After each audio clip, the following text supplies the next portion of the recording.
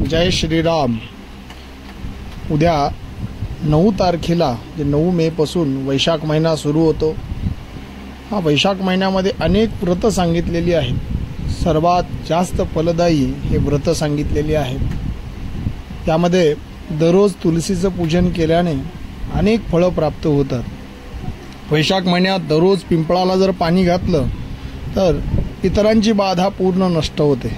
वैशाख महिन्यात महादेवावर संततधार असं माठ पाण्याचा जर ठेवला तिवई ठेवून तरीही बरेच दोष कमी होतात आणि महादेवाची कृपा होते असं सांगितलेलं आहे। वैशाखामध्ये अनारसे दान केल्याने सुद्धा मिळणारं फल जे आहे ते स्वर्गप्राप्तीप्रमाणे सांगितलेलं आहे।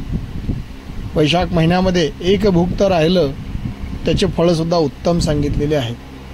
वैशाख महिन्यामध्ये दररोज प्रातःकाली सूर्योदयाच्या अगोदर स्नान केल्याने सुद्धा बरेच पातकं नाहीसे होतात आणि निश्चित चांगली त्याची फलप्राप्ती होते असं सांगितलेलं आहे।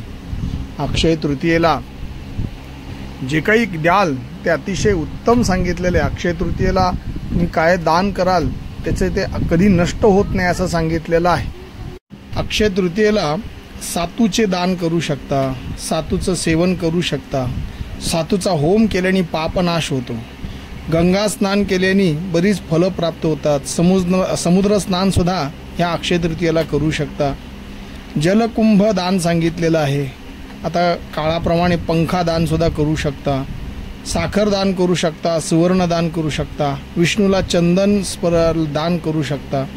लक्ष्मीनारायणाची पूजा अक्षय तृतीयेला कल्पादी म्हणजे त्रेतायुगाची सुरुवात झाली म्हणून अक्षय तृतीया ही नष्ट होत नाही असं सांगितलेलं आहे।